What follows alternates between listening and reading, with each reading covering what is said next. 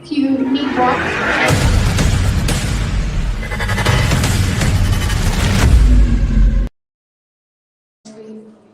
where you came in, so that's where your restrooms are.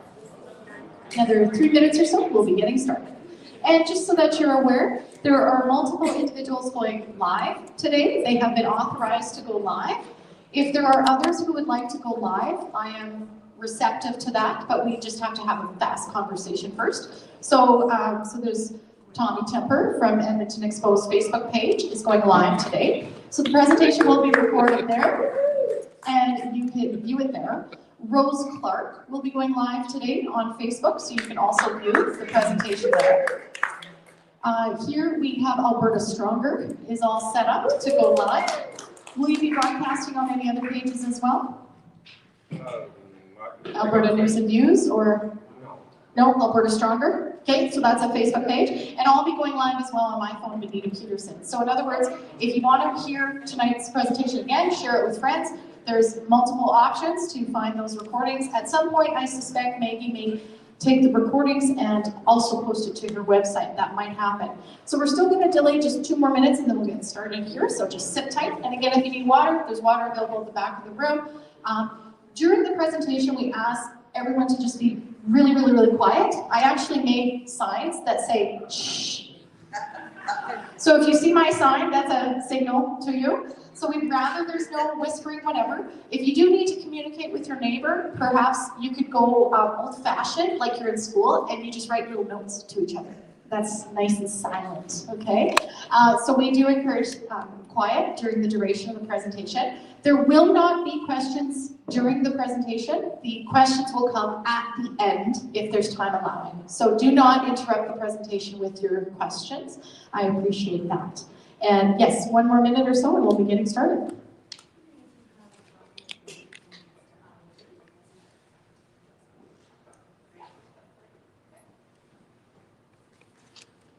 One more minute, 30 seconds.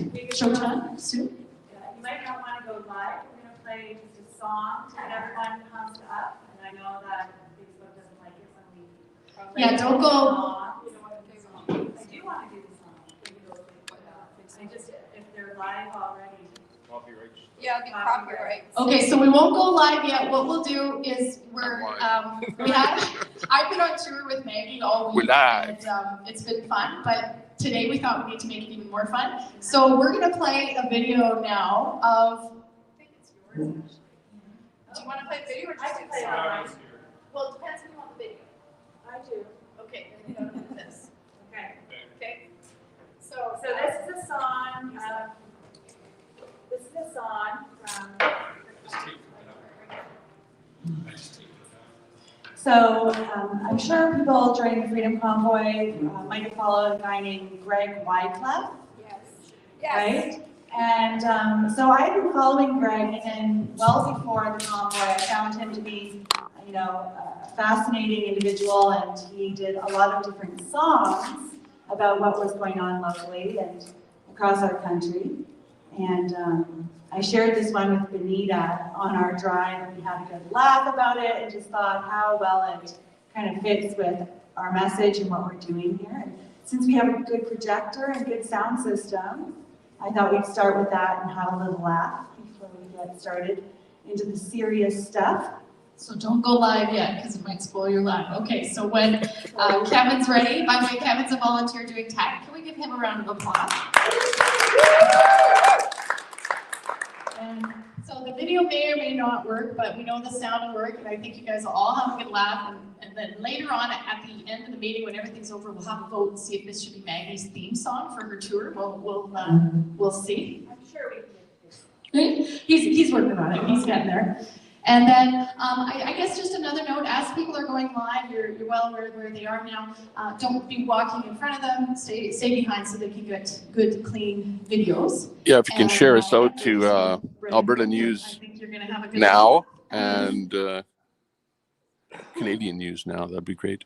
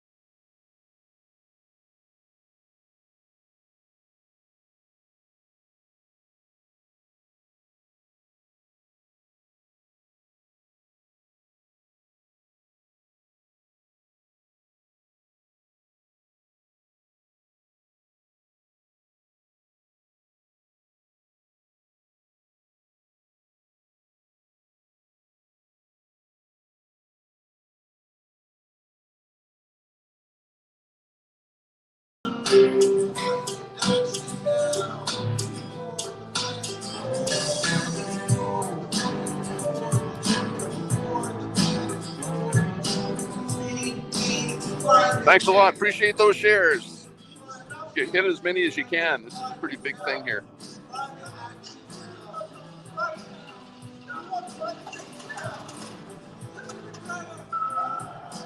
Climate change, time for you to shut up. Pay more taxes and keep your blood.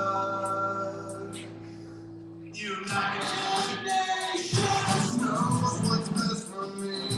United Nations knows what's best for you.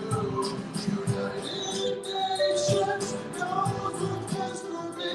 And they need money. Climate change, global warming didn't stick. So here's some 16-year-old with brains.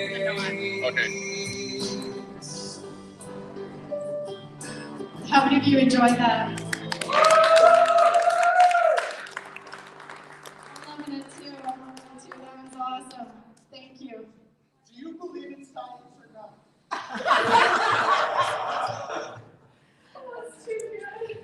That's too good. If you want to support more content like this, So, ladies and gentlemen, we welcome you here today. Feel free to get started there. My name is Benita Peterson, and I am with Alberta Conservative Association. So that's Alberta Conservative Association, and the organization was just founded this year. What is the Alberta Conservative Association? Well, it's an organization looking at having more events and discussions about conservative values. And so we're very pleased to have Maggie Braun as a guest speaker here today at this Alberta Conservative Association event. We have other events coming up, both online and live. And one of the events I'd like to bring to your attention is happening on Tuesday, March 27th. And that is an event called Conservatizing Municipal Councils and School Boards. So you're all invited to this event on March 27th. We hope you'll join us, and you register online at tinyurl.com/conservatizing. Now, one of the things I'd like to share with you is that everything you do matters. There are some people who believe, oh, don't bother voting. There's people who believe, oh, it doesn't make a difference if you talk to elected representatives, it doesn't make a difference. There are some people who believe that, but I believe differently. I believe we can make a difference. We most certainly can make a difference, and everything we do matters. And one of the things I'd like to share with you is the story of the Rainbow Crosswalk in Westlock. And I'll share with you the short version because I know you're excited to hear Maggie's presentation. Back in 2023, I was somewhat preoccupied with the provincial election and very focused on that. But at the end of May of 2023, it came to my awareness that my municipality where I live, Westlock, had plans to paint a rainbow crosswalk. Now, I don't know about you, but I have concerns about that progressive pride symbol, and I don't think it should be painted on our streets. So I chose to respond, and my way of responding is I composed a flyer that even if you didn't even read the whole flyer, and you just glanced at it, you get the message. There's a picture of a rainbow crosswalk on there, the prohibited symbol on there, and a phrase that says, say no to the rainbow crosswalk in Westlock. Now, I'm not made of money, and I don't have all kinds of time. So what I did with this flyer is I was very selective in how many I printed out and how many I distributed and where I distributed them. There was no time or resources to go door to door in town and go to every door.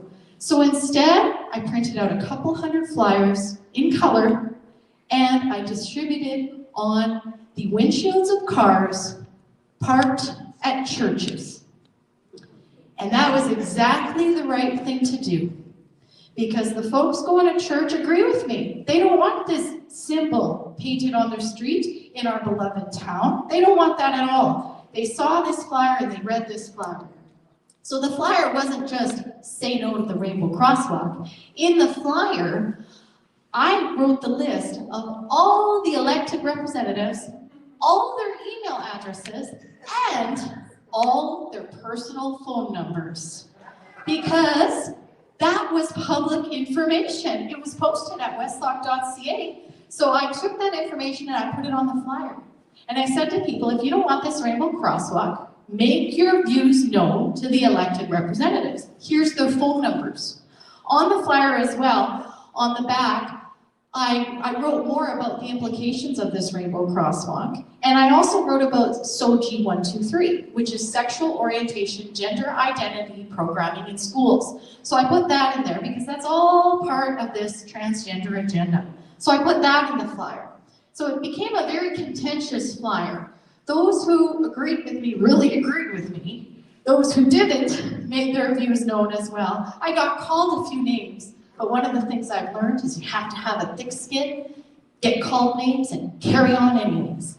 So I did this flyer, and on it as well, I said, if you do not want this crosswalk painted, one of the things you can do is you can speak as a delegation at the town council meeting, which is coming up on June 12th. If you want to be a delegation, you have to submit your paperwork by 12 noon on the preceding Wednesday to this email address. So I basically went step by step by step by step, guiding people what to do. And they did it. There were 2 people that signed up and said, I'll be a delegation at town council. I'll speak at the next town council meeting on this issue. And they both composed terrific speeches. So once I learned that those 2 people would be speaking and that they were basically in agreement with me on this issue, then I started promoting them. And I said, there's 2 people speaking at the June 12th council meeting. Let's get some people out here to support them. Well, that sure was an interesting day, June 12th. There were some people pushing for the rainbow crosswalk. They're part of a group. They wear lots of different colors, and some of them were youths. And what they did is they ushered that group into town council chambers first, and took up the first 15 chairs of town council chambers with the people who want the rainbow crosswalk, and they left 15 chairs empty for the people who are opposed to the rainbow crosswalk. Well, our group was a bit disappointed that we couldn't fit everybody in council chambers. We had well more than 15 people. We filled our 15 people in council chambers, we filled the hallway outside council chambers, and we had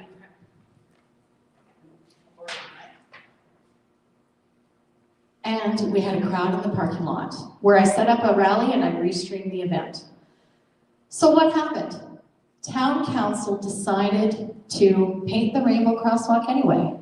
Now, is that a loss? It depends on how you choose to look at it. Now, I work on a lot of different projects. Alberta Conservative Association is one, Rainbow Crosswalks is another, supporting Maggie Braun and her tour is another. I work on a lot of different projects. So at that time, I couldn't continue to pursue the matter. And the petition that I had thrown together wasn't what you would call a binding petition. So in June of 2023, in a sense, I stood down on this issue.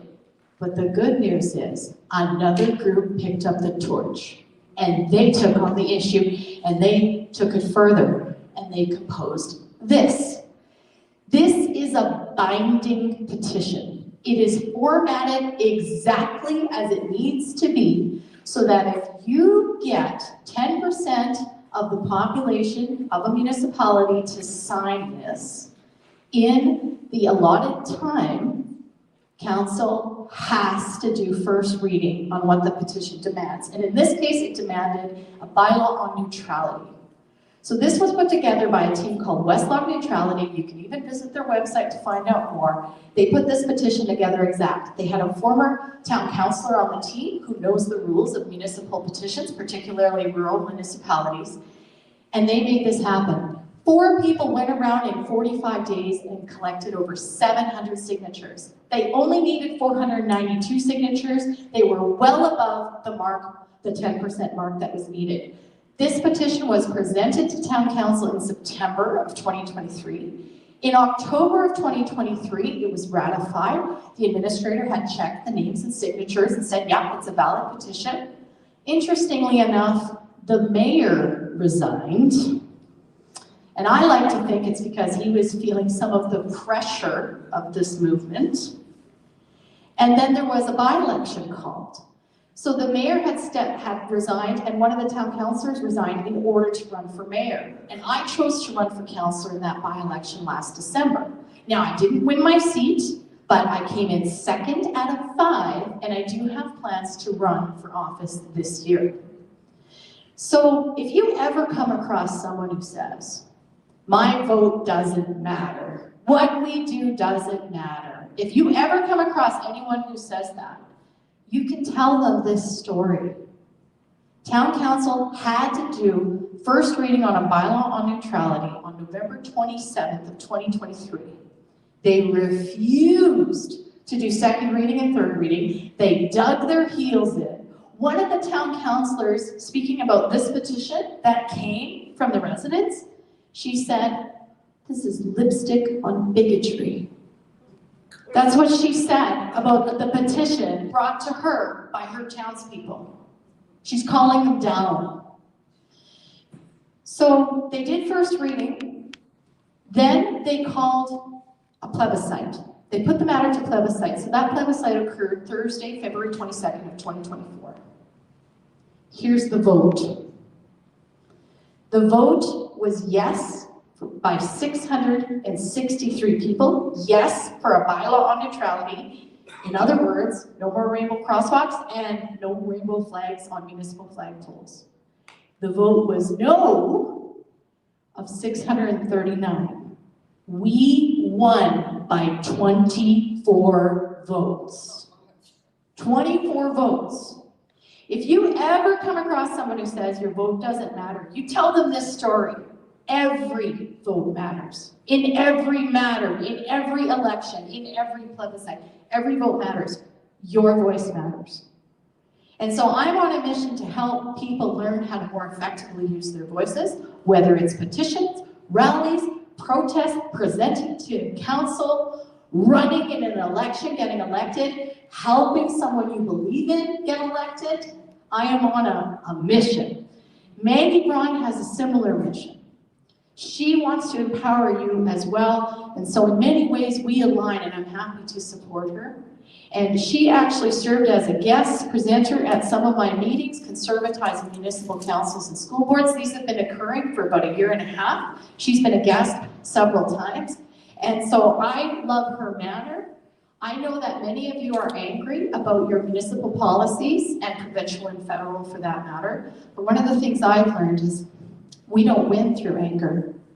We have to calm it down, and we have to present in a more professional manner to get the changes we need made. And that's what Maggie's going to teach us about.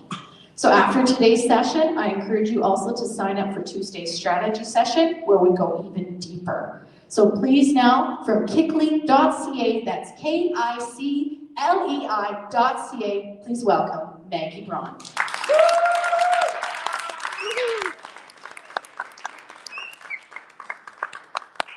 The story from Barhead is such an important story, and I'm so glad you shared that. It's something that we need to get across the country, that there is something we can do. We can bring in neutrality bylaws to our town to address that issue and do something similar with any issue that we might have at the local level. So thank you so much for being here today, and for those that are watching live stream and here filming, I really appreciate it. My name is Maggie Braun. I'm from Ontario right now. I did spend quite a bit of time in BC. My children were born there, but really loving Alberta and the spirit of Alberta, and really just have a heart for this entire country.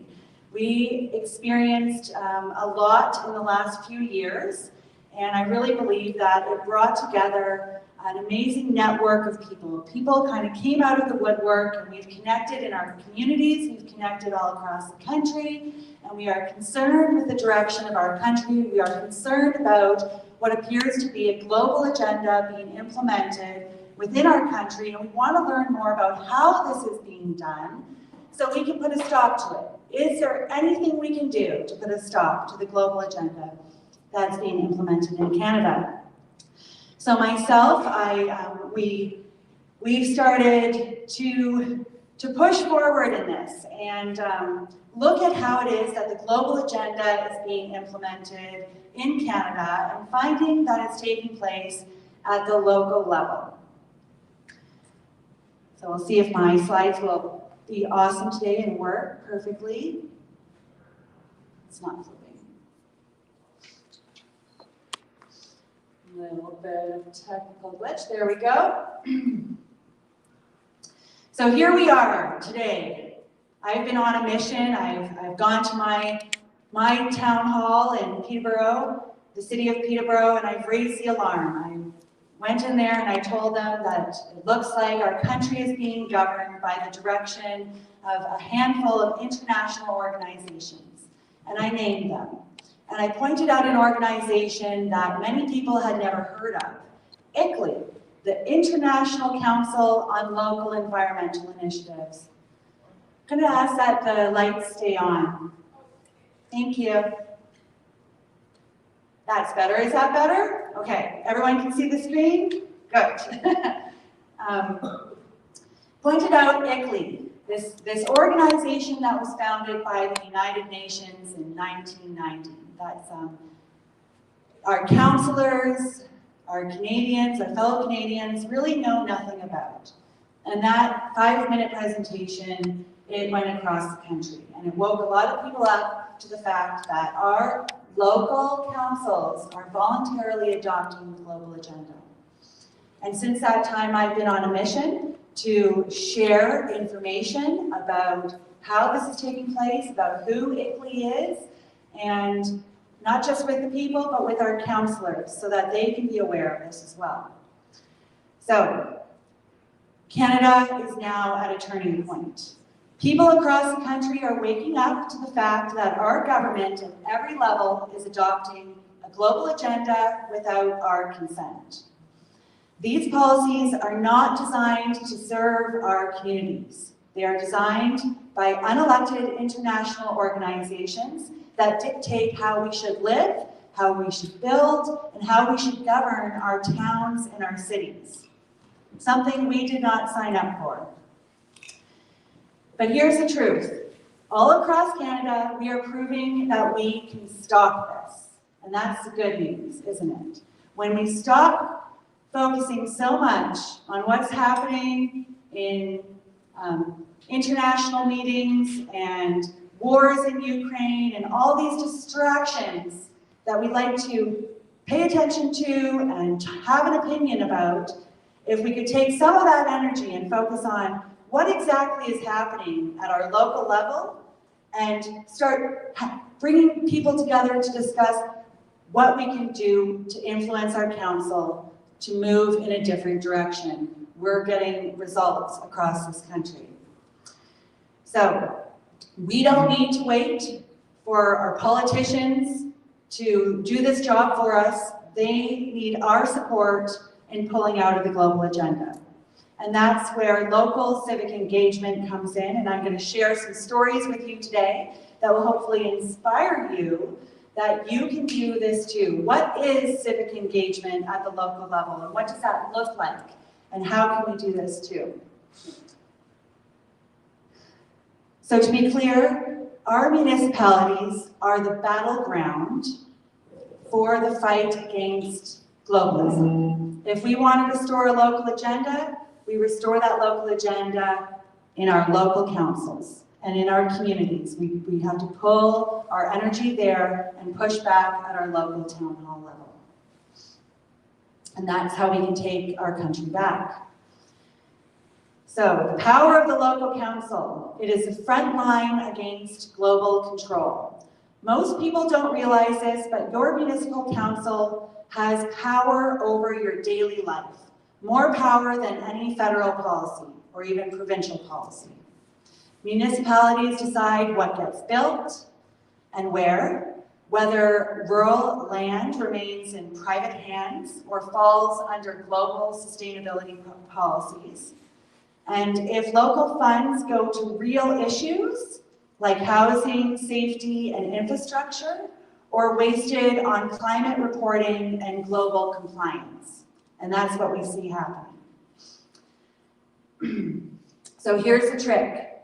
The globalists are bypassing federal and provincial channels and went straight for our towns and our local councils.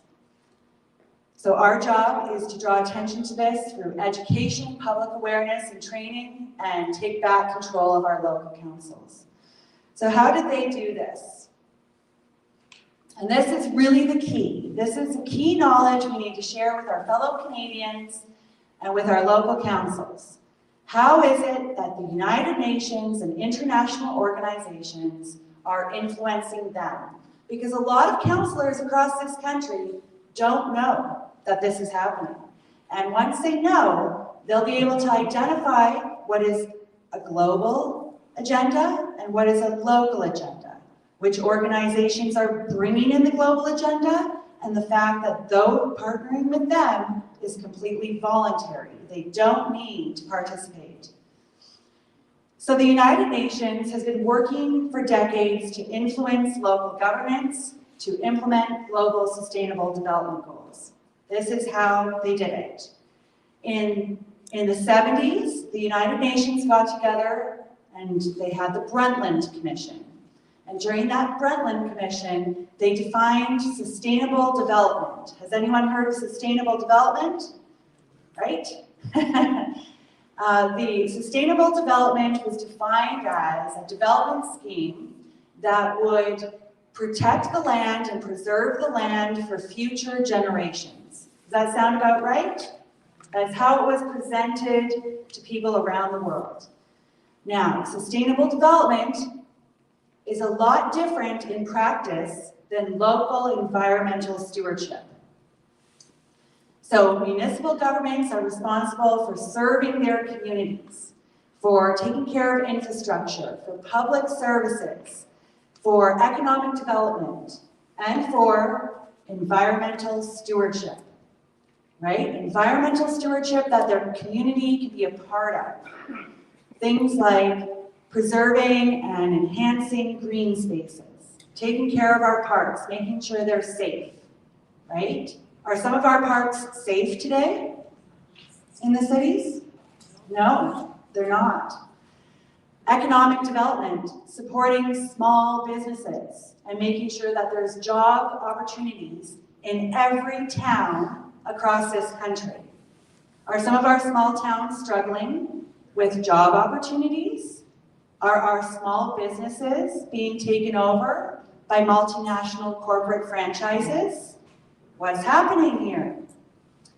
So these are some examples, right? So local environmental stewardship.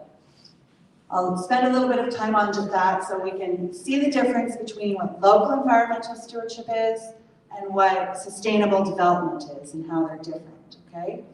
So as I said, protecting our parks is a big one, making sure that we have good waste management programs operating, so garbage pickup, hazardous waste drop-offs, recycling programs, reuse it centers, right? Waste management programs. Another one is local food production, community gardens, and I was just up in Grand Prairie. They have a local environmental stewardship program called Grand Prairie Grows.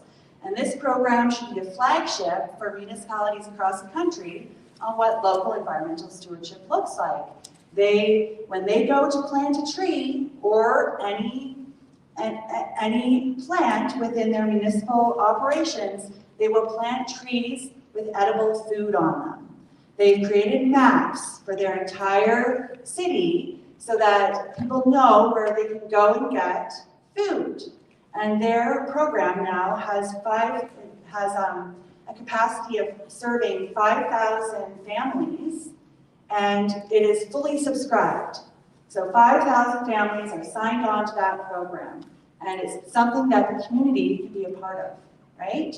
So that's local environmental stewardship. That has us involved. It has us on the land. It has us interacting with our natural environment. On the other hand, sustainable development, okay? Let's look at the opposite now, because they're completely different. Sustainable development, let's go back to the Brundtland Commission, okay? So they defined it as preserving the land for future generations, and then they came up with their land use policy. And in that land use policy, they stated that land cannot be treated like an ordinary asset, controlled by individuals, that land ownership would lead to the accumulation of wealth in the hands of the few, and that in order to provide safe dwellings for all, that they needed to take over public control of land in order to implement their development scheme. So in order for everyone to have a home, nobody can own a home, essentially is what they're saying, right? In order to provide housing for everyone, nobody can own land, is what their land use policy said in the preamble, essentially. And it really takes a hit at our property rights and our land use bylaws. So ever since that time that we've adopted sustainable development as the main development scheme in Canada, what do we see? We see a redirection of population growth away from our small towns and our rural communities through restrictive land use bylaws and extreme classifications on our land, calling our land ecologically protected for this reason and that, and then we can't use our land for what we were traditionally using our land for. And over time, this has led to people leaving their small towns, selling their properties, moving into the cities. And that's exactly what those policies are designed to do, because they want the population to not be on the land. They want them to be in high-density urban housing. Okay, so the difference between sustainable development and environmental stewardship is environmental stewardship has us on the land. Sustainable development has us off the land and disconnected from it. Environmental stewardship has us participating in those programs. Sustainable development has us collecting a whole bunch of data and introducing new technological advances in order to reduce our energy consumption and waste. And they really like to get us all in one spot so that we're not using the energy and they can promote their new technologies to our municipalities and suck the money out of our municipalities towards these programs.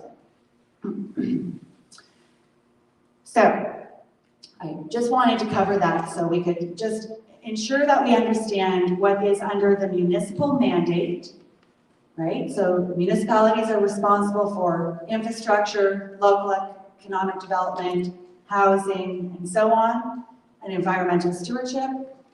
What they are not responsible for is implementing global sustainable development goals. That is not part of the municipal mandate.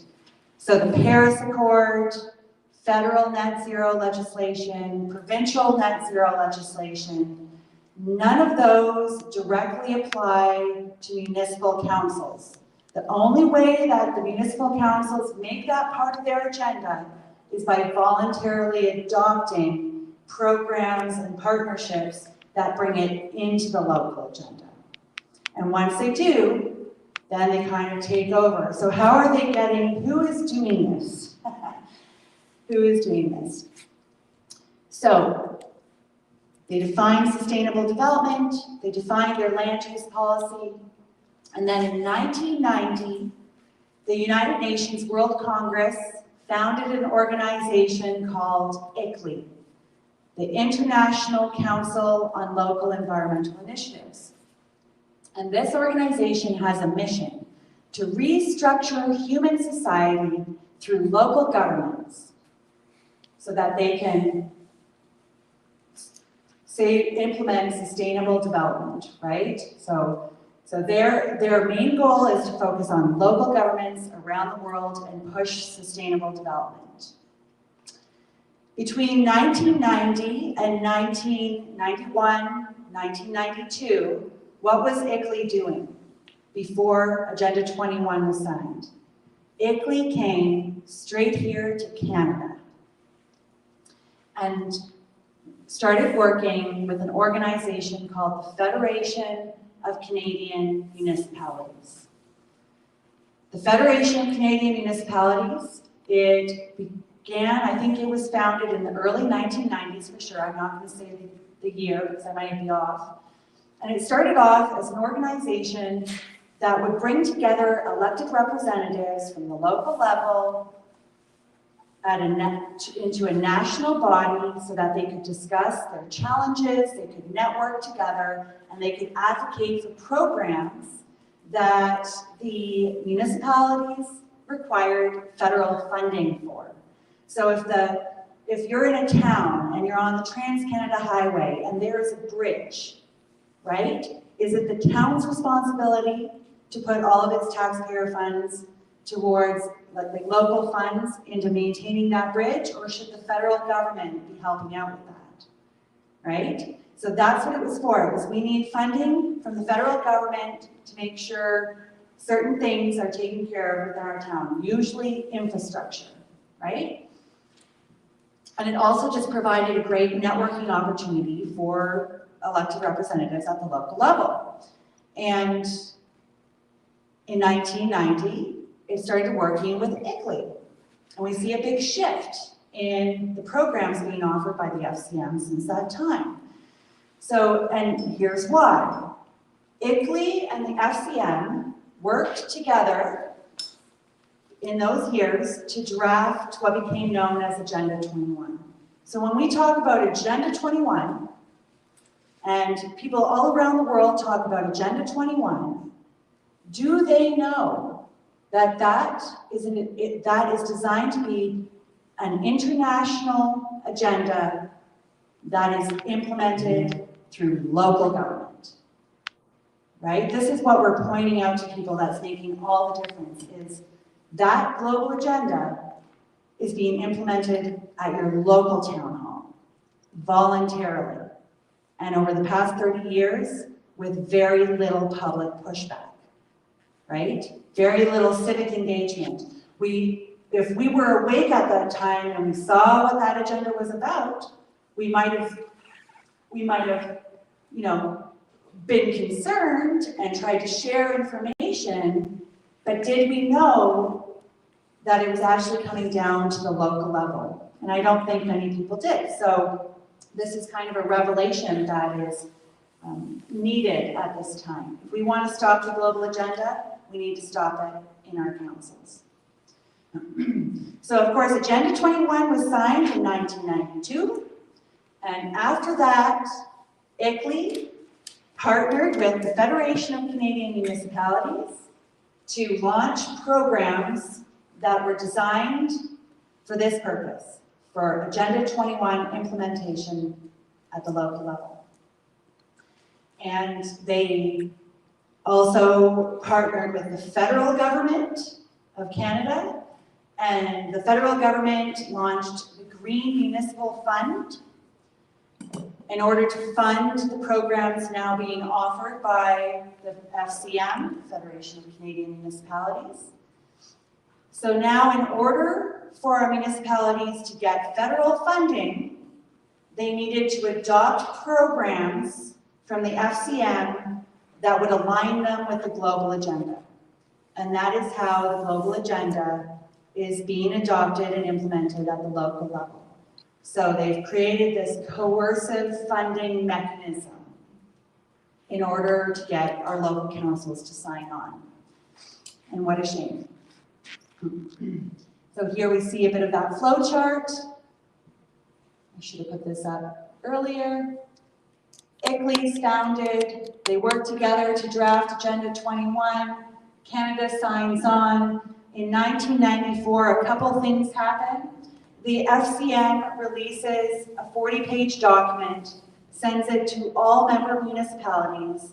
It's a blueprint on how to implement Agenda 21 through Canadian municipalities.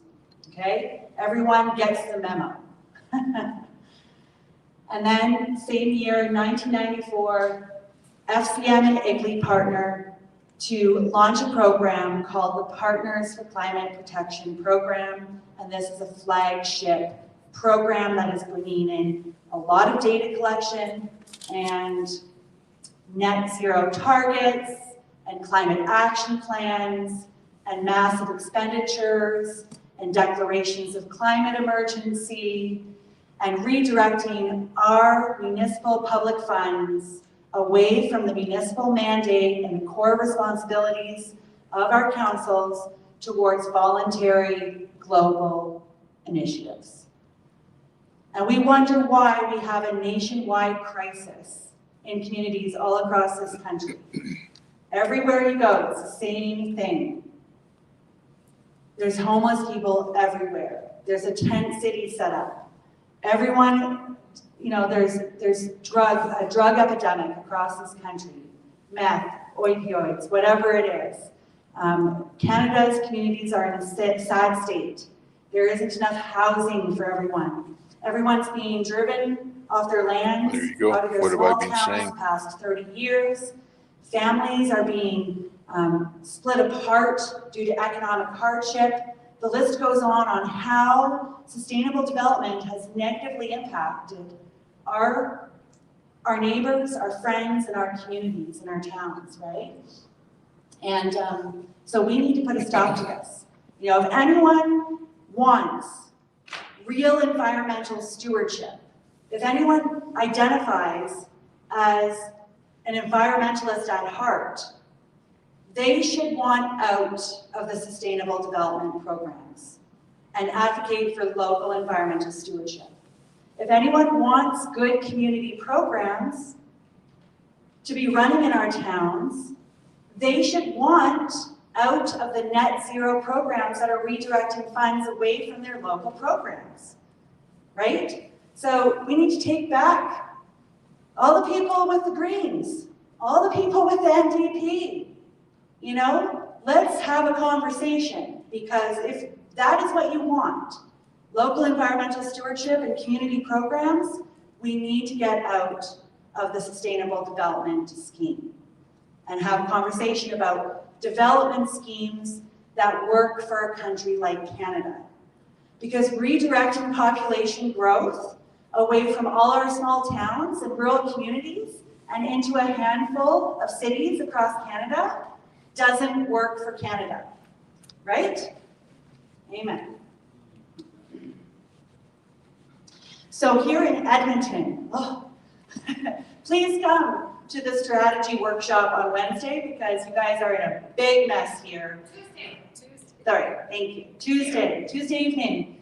And I'd love to go a little bit more into it. I have some reports I want to give to your councillors here and to people who are thinking of running or supporting those that are running for the election coming up, because we need to get some messaging and some talking points about what is happening here in Edmonton. So Edmonton, just like the majority of the cities in Canada, Edmonton was one of the first to sign up for the FCM ICLEI Partners for Climate Protection Program.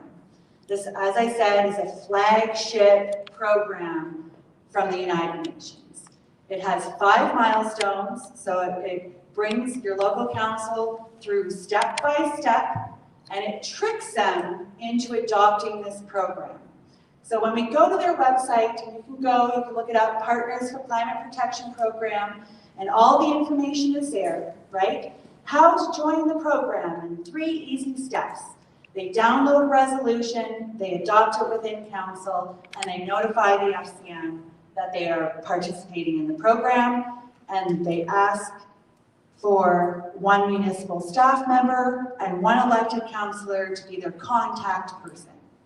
And those contact people might have good intentions. I'm not going to say that all these people are bad. I'm sure a lot of them are just doing their job and they've signed up for this program, right? But what is happening there is now the United Nations, through ICLEI, through the FCM, now has direct access to move municipal planning documents, bylaws, recommendations onto the local agenda. And that's a problem. So let's have a little look at the Partners for Climate Protection program. For everyone watching, there's 522 municipalities signed up for this program across Canada, and probably about the same amount of communities signed up, not directly, but they're moving through the same 5 milestones with a consultant, or a local NGO is walking them through the same 5 milestones. So what are they doing? It starts with milestone 1. They create the baseline inventory. You can go to their website and download milestone 1's handbook and look at all the different data that they're collecting from your community. They break it into corporate and community data collection, so the municipal operations and the community. And it is an extensive data collection that looks at all of your energy consumption and waste patterns. So how many cars are on the road? How many cows are on the field? What is the content of the waste? What is the commute looking like for municipal workers? There is obviously all the energy that is used for the buildings in every industry, and also our transportation. So how many people are using private vehicles? Let's have a show of hands for who here has a private vehicle. Nice. Living the Canadian dream, right? Is it the Canadian dream to not own a vehicle one day? No. Is that something we want? Do we want our local government passing bylaws and so on that will slowly make it harder and harder for us to have a private vehicle? That is not something that the Canadian public is asking for. So they do this massive inventory. What they usually find is that the Pay majority attention, of our this is happening all over North America. consumption is coming from our private vehicles, and they're looking to restrict that and reduce that. The other big area that it comes from is our buildings and so on. So what we'll find is once they set the reduction targets, usually 45% by 2030 and net zero by 2050, and they give all of that data to ICLEI, an international third party, and put it into their software and set the reduction targets, and it spits back all these recommendations, right? Well, if we want to get to 45% by 2030 and net zero by 2050, then we need to find a way to reduce how many vehicles are operating on the road. So that's why they end up spending so much money on active transportation networks, as if anyone's going to be using these bike lanes in Edmonton. But they're happy to throw money at it. They're happy to put the bike lane right in front of your small businesses to clog up traffic so nobody wants to go down and park there anymore. They're happy to do the 15-minute city model, which will allow them to put these bike lanes in and make it harder for small businesses to keep up with the restrictions on the development zoning, all the while multinational franchises have no problem keeping up with all this extra green tape, right? So slowly you lose your local hairdresser, it gets replaced with the corporate chain. You lose your local coffee shop, replaced with the corporate chain. One by one, the small businesses get taken out. And isn't that the reality? That's what I've noticed the last 30 years. These are real things that are happening across Canada in every community. So it's time we wake up to the fact that this is happening intentionally. And it's coming in under the guise of environmental stewardship, and it's not environmental stewardship. So the reduction targets are set, they develop the climate action plan, and then they adopt the climate action plan, milestone 4. And all of these things cost money. I want to point that out. This program is presented as free upon joining. and they'll stick to it. If you go to their website, they say this is free to participate, right? You know, creating that inventory, can you imagine for a city like Edmonton, how much money it costs to create, to gather all of that data? And they can't necessarily get all of that data just by going and looking for it. They need to purchase smart technology in order to start getting all of this data. So right away, there's a huge cost just to buy the technology to collect it. So the program is not free. So milestone 1, I believe that municipal councils realized that they got suckered into adopting a program that said it was free, and they just spent, God, for a city like Edmonton, $1 million or more easily to do milestone 1, and then they have that sunk cost fallacy. Well, we already went this far, we might as well see what comes out of the software, and they play around with those reduction targets, and they go for a few of these action items. And when they get to milestone 4, like I said earlier, the Paris Accord is not mandatory for municipal governments. Federal legislation and provincial legislation, if they have anything to do with net zero, they are solely net zero for the federal or provincial operations, their buildings, their fleets, and industries that are under their direct jurisdiction. None of the international, federal, or provincial legislation aimed at net zero is mandatory for any municipal council to adopt. So what do? They get them to adopt the climate action plan with the reduction targets set into it, these long-term commitments, and that becomes a mini Paris Accord for your council. And it's hard to get out of that. And what do they usually do when they get to milestone 4? They declare a state of climate emergency for your city. And when I asked Peterborough's sustainability coordinator, why did you declare a climate emergency? He said it was to galvanize public opinion to justify the expenditures, right? And the climate activist was all happy, well, maybe not happy, but on the video, he says, you know, the climate action plan is going to cost money, and it's going to come from other municipal priorities, and some councillors might not like that, but that's just the way it is, essentially, right? So what happened to the program is free. And so we've been going around and pointing this out to councils and creating a shift.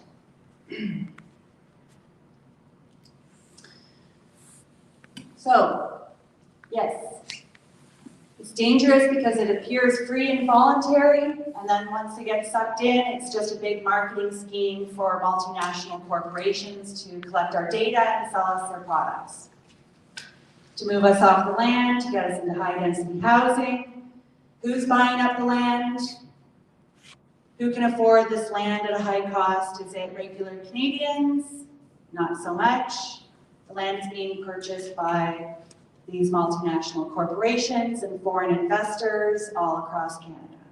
So if this is an ancient battle for the land, if we want to win, we need to put an effort into stopping this agenda from taking place.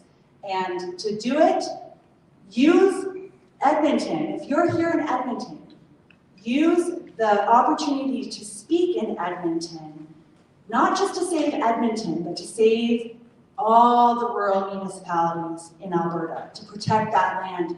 Use it as an echo point to get the message out and clip that video and send it out virally, to get everyone awake to this so that they can, instead of focusing on what's happening south of the border or over in the Middle East or anywhere else, that they start focusing a little bit on what is going on at their town council and finding their allies on council and supporting their council in recognizing and withdrawing from any UN-driven sustainable development scheme, bylaw, policy, anything. We need to put a stop to it.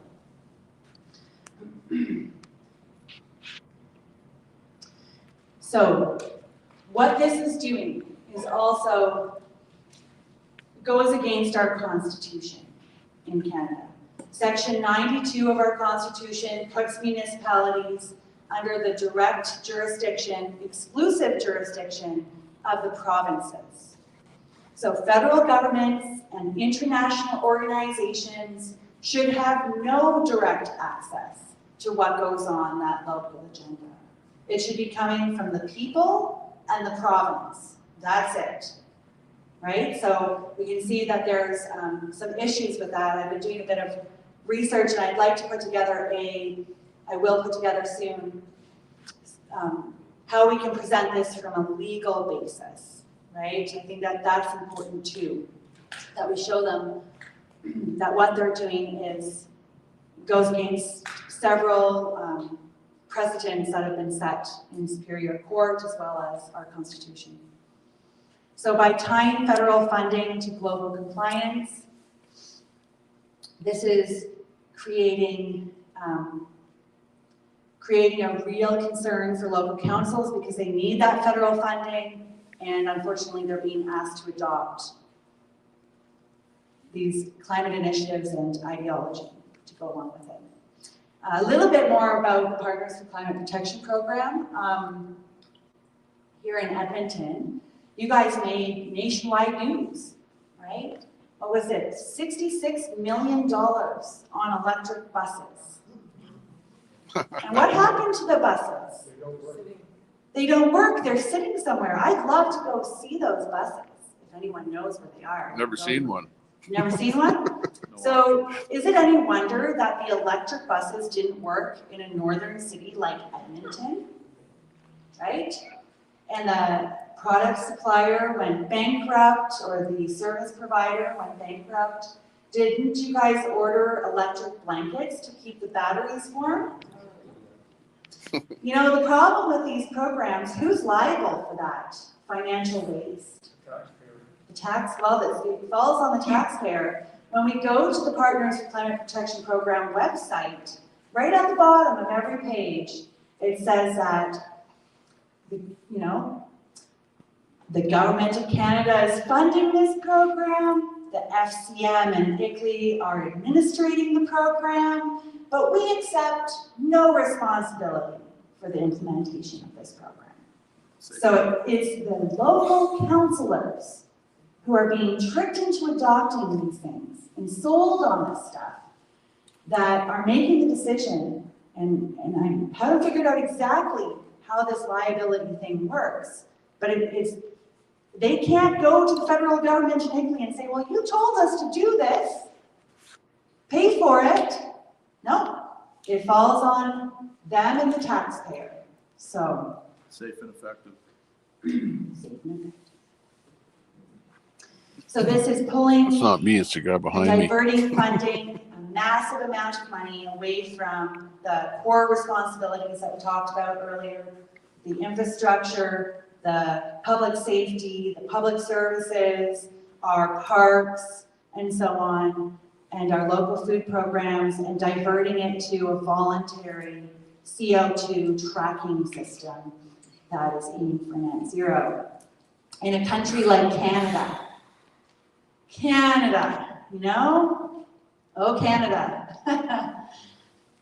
second largest country in the world, 89% completely uninhabited already, a massive carbon sink, low population. We use our fuel for what? Heating. To heat our homes, to drive to work, like the song said earlier, right? Tax them to heat their homes. Tax them while they drive home. And for cooking and for running our businesses and our agriculture. That's what we're using our fuel for. We're a northern country. And if you want to drive anywhere, you have to drive at least 1 or 2 hours. If you have family in Canada, when I graduated from college, I moved to British Columbia, had my babies out there. Mom and Dad had to get on a plane to come and visit me, to visit the grandchildren. That's just the way life is in Canada. That's the whole point of having a big country, is that we get to travel and live in different places and experience the beauty of our country. They don't want us to do that? What happened to the Canadian dream? Let's bring it back. So, Canada. Let's go back a little bit more to the this idea of the relevance of net zero in Canada, right? From that scientific perspective. What is CO2? Everyone knows that CO2 is plant food. It is not a pollutant.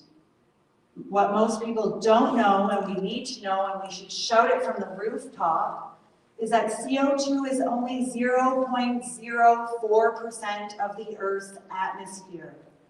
And that humans are only responsible for 4% of that. The rest comes from all natural sources, right? Canada is responsible for only 1.6 of that 4%. We can do the math.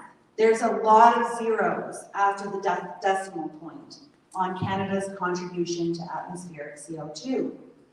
Then we can do the math on our provinces or on our towns that are being asked to adopt these climate action plans, and put that number in front of your council and say, you are investing all this money to reduce the atmospheric CO2 by 0.00000000000.12%. Something like that, for a small town being asked to adopt this. It's the return on investment, environmentally speaking, is zero, with many zeros. So we need to stop diverting any funds from our municipal government to net zero. We're already paying federally and across the country, provincially, in many cases, for the carbon tax, right? Why would we want to add another layer of carbon tax to the Canadian people? Just because we're good people and we love the environment doesn't mean we're going to fall for this any longer, right? Let's divert it to local environmental stewardship and community programs and pull the whole country behind us on it, because that's what we all know we need to do. We need to cut the rhetoric, cut the division, and get the job done and focus on our communities. So the bottom line, we are taking our towns back one municipality at a time. Every council we present at that moves and shifts a little bit towards common sense and out of these programs is a win. And it's creating a domino effect across the country. The truth wins. And when we present it with passion and we can read the room, there's ways to present this information in our council to get it done. Sometimes we can be a bit more forceful. Sometimes we can just go in and present a delegation that doesn't seem like it's going to have an impact, but the recommendation is so clear that the council can't not take it. Like, hey, I noticed on your agenda you are installing bike lanes on our downtown core. Of note, this council adopted the Partners for Climate Protection program in 2018. We have concerns about this program and where it comes from and what the end goal is.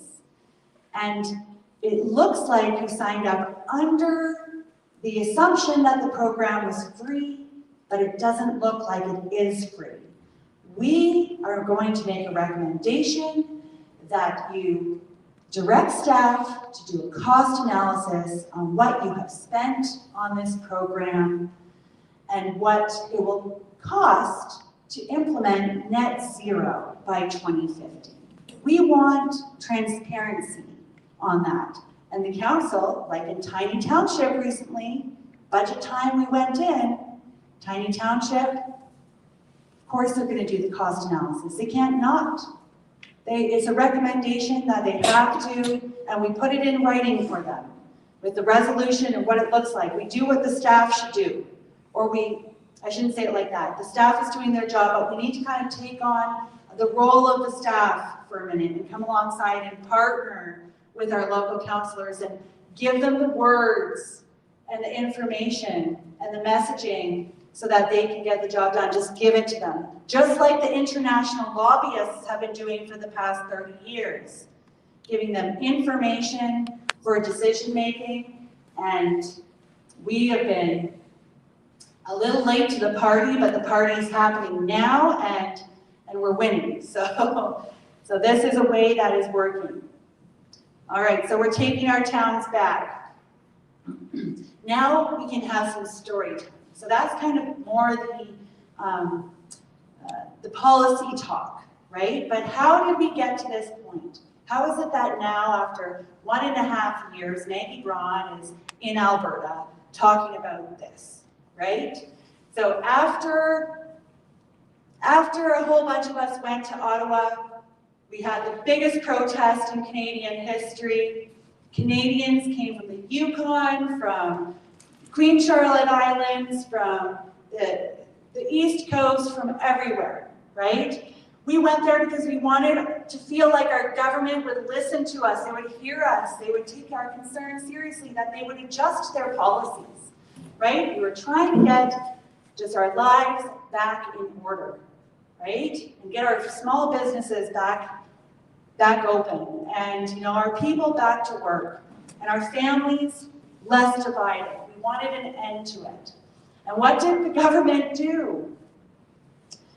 They told us to go home, right? Home. We had already traveled, some of us, 5 days or more to get there, and yet they told us to go home. So I went back home. This is me and some of our friends on Remembrance Day in Peterborough together in front of our town council. And we would regularly go there on a Saturday, and we would have a little rally. And I knew, because through my life experience, that we could do better in our civic engagement, that there was a lot of energy and anger being thrown into different initiatives, but if we could start to streamline our civic engagement strategies, we would actually have a chance to make a difference, right? So here we are, a bunch of us on Saturday, outside of Town Hall. And I said to them, guys, I think we need to change this up a bit. I think we need to go in, if we can get this many people to a little rally on a Saturday, we can get this many people into the council chambers, and I'm going to throw down how the global agenda is being implemented at the local level, and we'll just see what happens. And that's what we did. We went in, we gave the presentation, it went viral. Within a few days, Justin Trudeau flew in to meet with our mayor. Right? What's going on here in Peterborough? We can't have that. Can't have people going and doing that, right? So I got a call from some ladies in Peterborough County, and they were just about to pass an official plan for the county. And this plan was going to restrict the population growth in all the small townships, drive the population into the this cities, is live in Edmonton. put in ecological classifications on the land that would further restrict their land use. It was done by the town clerk in consultation with an ICLEI affiliate consultant who knows all about the Sustainable Development Agenda and how to get that into the official plan. And further to that, they launched public consultation through an online link at the beginning of farming season when nobody was paying attention. The 25-year plan for that community. Right? Thank God these ladies were listening. Did you open that for me? Thank you.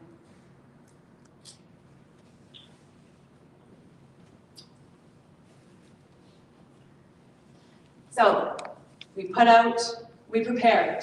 Maggie's going to go in and do a presentation now to Douro Demers Council. We posted the date. We said, everyone come. We need at least, I think, 65 people there in order for this to work, because I have a strategy behind this whole thing. The numbers matter too, right? So in Peterborough County, I think it's 65,000 people that live in the county, and I wanted to make sure that we represented each and every one of them when we went there. So we can get into the strategy behind that in a minute, but I went in there and I pointed out all those points that I just raised. And one by one, and we brought 68 people with us, and one by one the councillors, and I wonder if I have a picture of them. No. One by one the councillors agreed with what I said. You know, the population growth is going to kill our town. It's a death sentence to this municipality, this township. The provincial mapping is wrong. I don't know why the province would ask us to pass this when everyone here knows that this land is in cottage country. It is not prime agricultural land. And it's going to create a whole bunch of restrictions on our property rights here that we already have complaints about from the residents, right? And they went on, each one of them. And then the oldest one of them, you know, he sat up really straight and he got really serious and he said, guys, what Maggie Braun said, we should take this into consideration. These are facts that are going on, and it's time that we stand and be counted. He knew if we don't put a stop to this at the local level, and it's the local councillors who have the power to put a stop to all of this. And I think what he said will echo out throughout Canadian history as the councillor who recognized the importance of his role in standing and be counted with the people, right? We need to put a stop to this global agenda, and we do that by partnering with our local elected representatives. Whether they are allies with us or not, we will do everything we can to make them allies, or we will replace them if needed. If they're not comfortable with working on behalf of the people and pulling this country back in order, they will be replaced. And we will expose them because they are no longer going to be operating in council rooms that are sitting empty. We will be there watching them, critiquing them, and making sure that they get the truth on public record. So what happened next? We had people doing delegations. They took the scripts from Peterborough and Peterborough County. Joel Sussman from Aurora, I heard his name today, Joel Sussman. He went and he's a master with the words, a toastmaster, right? He knows how to take information and present it in such a concise way. And he brought 100 people to the city of Aurora. 5-minute delegation, standing ovation, 2 councillors ready to meet the next day. We weren't necessarily ready for the follow-up, but we learned, okay guys, this is working. Now we need to get better at our follow-up with the councillors, right? And off we went. The group in Aurelia went to get on as a presentation for their city council. And they received a letter back saying that their deputation is denied. Why? Because council, sorry you can't see it very well, the council of the corporation of the city of Aurelia now considers its decision-making under the broad umbrella of the United Nations directives. So they came right out and said it. No public consultation for you. Our decisions are being based off of the United Nations directives. And he goes on to say in the letter, because Justin Trudeau, a federal level, is aiming for Agenda 2030. Why is the federal government And an international organization like the United Nations having that kind of authority over a municipal council in Canada. There's something very wrong with this whole thing.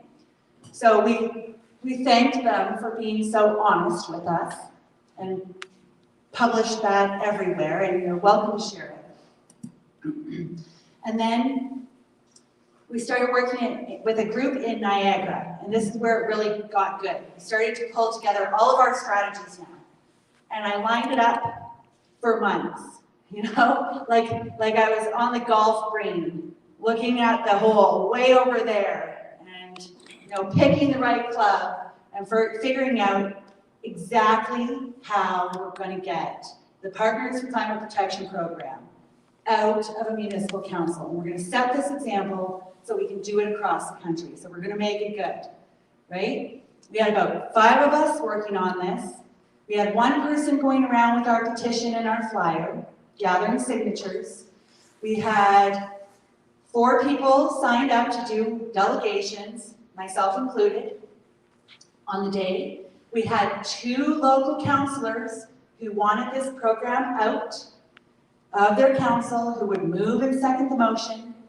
We went in, I did a presentation to their environmental committee and a presentation to their council, so we primed them, right? We got a feel for where they're at. The councillors who wanted the program out said, we want FCM to come and do a presentation so we can ask them questions. And they did, 30-minute presentation. It was the first time, I feel, that this organization had ever been asked to do a presentation and answer questions about their program. Nobody had ever asked before. What is your program? How much does it cost? Why have you waived liability on it? What kind of results are we going to get with this? What, in the last 30 years, you know, what is this costing municipalities to run? You know, what is your connection with ICLEI? Is ICLEI's goal the same as it was once stated, to restructure human society? Do we want to be part of that? Right? So 30 minutes, really interesting back and forth between FCM administrators and the council, and then the day came for the council to vote. So the agenda comes out the week before. We check to see if we're all registered, as we make sure we're all on the agenda to speak. The agenda comes out and we're on there, but the recommendation is now, instead of adopting the program, it says that the staff are recommending that the council withdraw from the program. So we sent enough information to them this whole time, and that the staff themselves recommended the withdrawal. So we did our presentations and the council withdrew 7-1. And it was our first win, you know, against the UN at that kind of level, and we set that example for everyone. And the media shifted, you know, it started off with these guys are conspiracy theorists and climate deniers, right, to Thorold pulls out a free climate program. They just can't let it go. They can't let it go, claiming that this program is free. And I think that that's really where we get them, right? If we want this program out of our councils, we need to really drive home the cost of it. Because that's what the councils care about. How much does this cost? And if they've been tricked into that, they should want out, just on the fact that this has been done underhandedly, right? So we won in Thorold. At the same time, we start to see Saskatchewan's Rural Municipal Association pass a resolution, 95% of them voting in favor of the resolution that says that CO2 is not a pollutant. We will no longer be implementing net zero by 2050 policies in our rural communities because they have been harmful to our communities and our local economies. They went straight out and said it. Thank you. You know, common sense. It's too bad we have to put that into resolutions these days, but that's how you get something done in our civilized society. We started, the FCM conference was coming up, and this happens once a year, and one of our councils in Peterborough wanted to go to the conference, but also to be on the board of the FCM. So this provided me an opportunity and my team in Peterborough to put together some presentations about what is the FCM, what it used to be, what it is now, what our concerns are with it, how it's aligned with the United Nations. And this is the year that the United Nations, their mission statement for the year was to regain public trust because nobody trusts them anymore. So why are we aligning with them? And so I sent reports out, and by this point I had started a newsletter called Kiclei, right? Kicking the International Council out of local environmental initiatives. We had signed up all the elected representatives from across the country from the local level up, so that they're receiving my professional reports with recommendations and references to all of this. So we start pumping this out there, and we go and we do our presentations, and we spread that out over the internet to raise awareness, right? We'll come back to that one.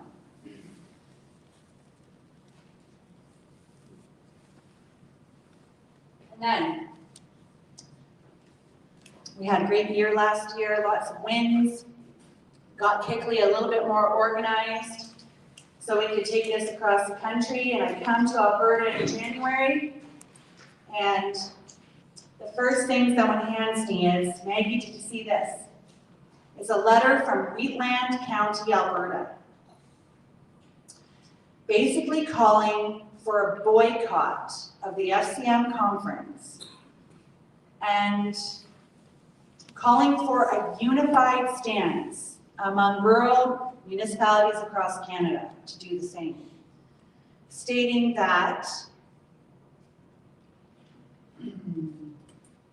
the FCM no longer provides sufficient opportunities to represent the distinct needs of rural communities, and in light of this, they will be reaching out to all members of the rural municipalities of Alberta, the RMA, to encourage the development of a unified stance on this matter.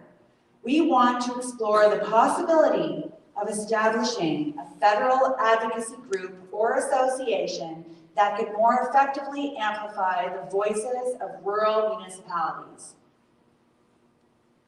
So what are they doing?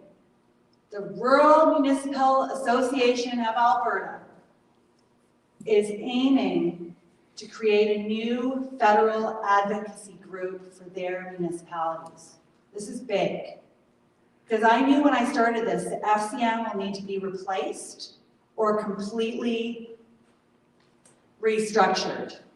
And the only way to get, if we're going to save the FCM, they will have to boycott the conference. A few of them will have to pull out of the FCM to make their point. You know, this will have to happen. Those that go to the conference, their main mission will have to be, we no longer will accept these bottom-down funding mechanisms and programs. Bottom-up only. Here's what our community needs. We need the federal funding. Do it.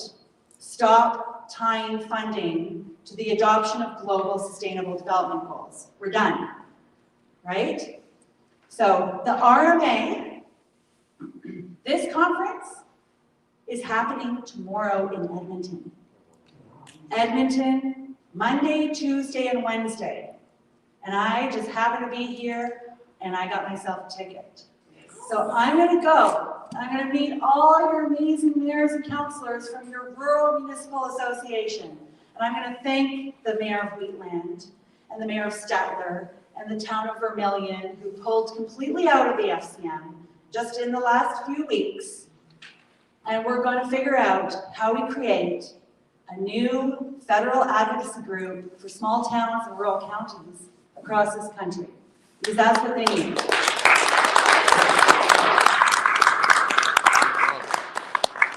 So we pushed that domino. I knew it. I knew it, that we pushed the domino, and it's just going to fall. Because like I said, the truth is on our side. We have the best interests of our communities at heart, right? And our country. So this is the letter from Stetland that came out shortly after Wheatland, and they said simply the same thing. The FCM mandates and activities appear to prioritize urban issues, leaving rural concerns marginalized and our voice effectively silenced, right? And it goes on to say that they will not be attending the conference, that it lacked sufficient programs for small and rural communities, and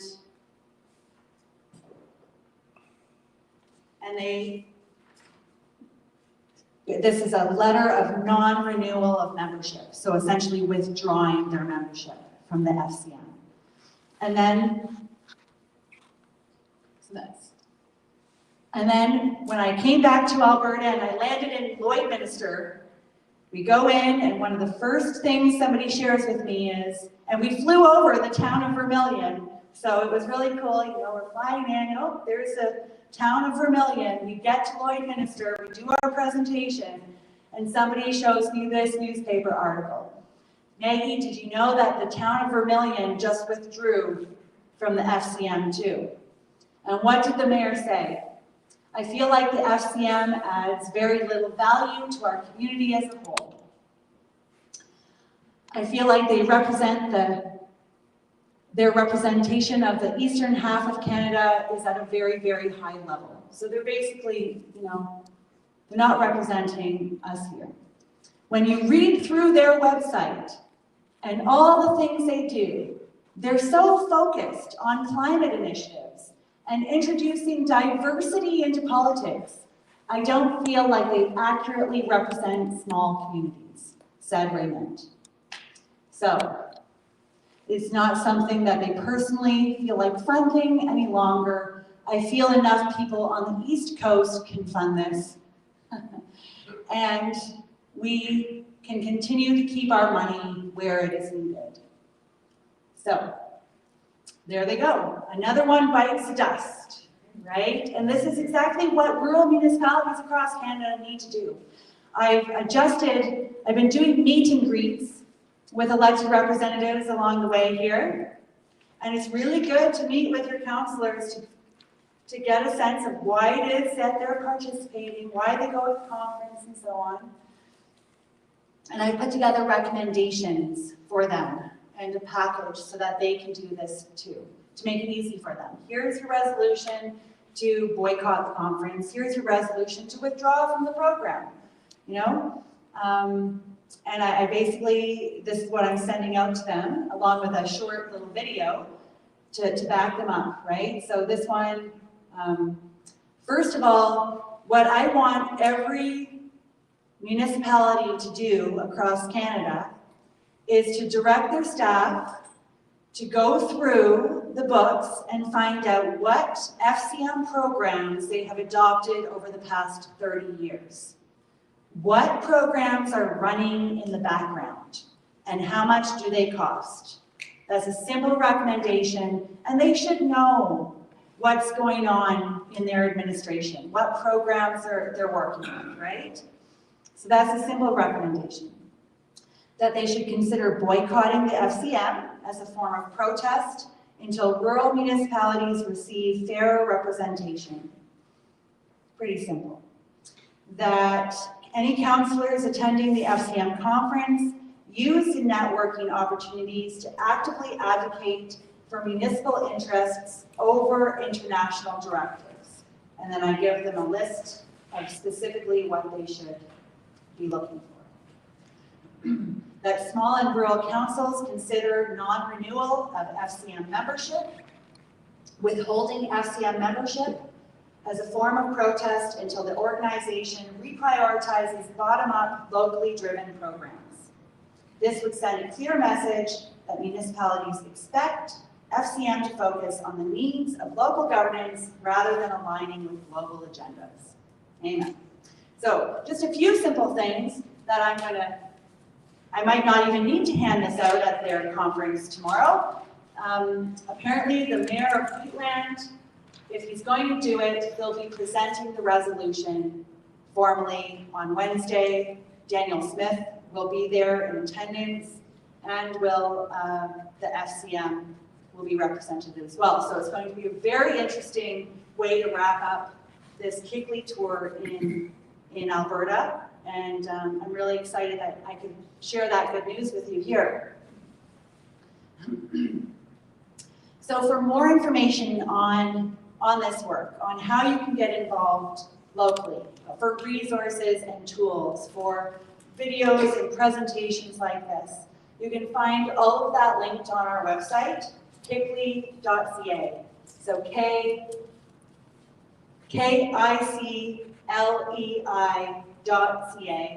and you can join us there. You can be part of our membership. There is a small fee, an annual fee, to be an official Kiclei member. We're just kind of restructuring now to get a lot more organized, but that small fee helps me to create resources that we can use all across the country, right? Because sometimes the big cities, if this message resonates with you, what we need to do is protect some of the small towns, and the people in the small towns need to hear this message, but they can't necessarily afford to bring me all across the country to give it.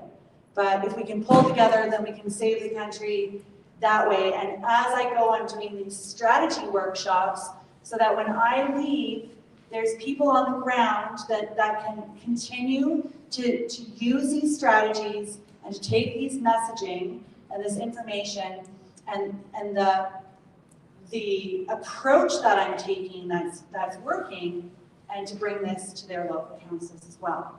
So with that, I thank you so much for being here, and I look forward to visiting everyone afterwards, and looking forward to any questions as well. Thank you.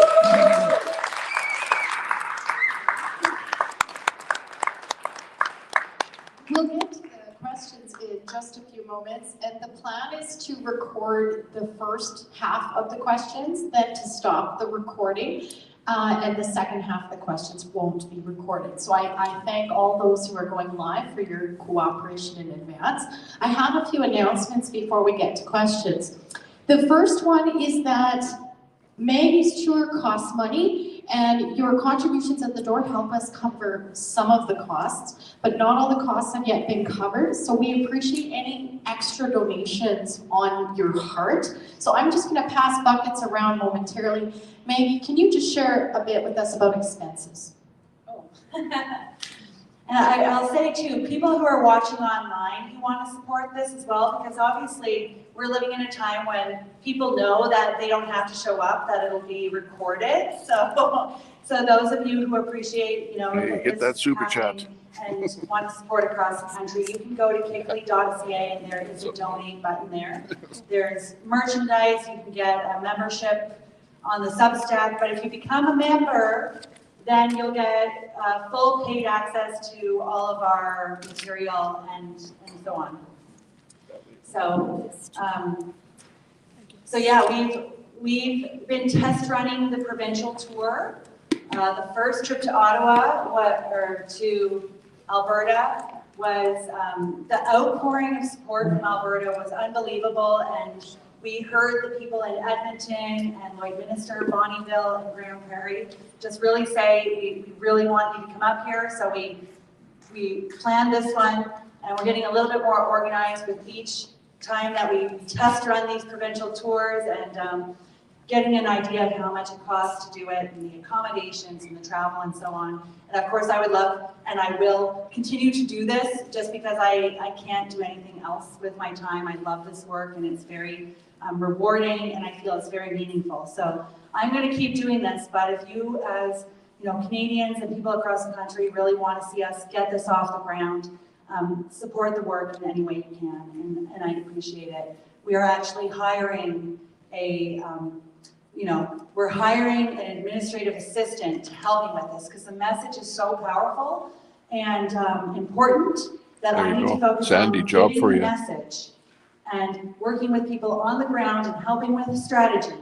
And if my time is being taken up by administrative stuff, I'll admit I had a slight mental breakdown, just a mini one in December, and I said, I need an assistant.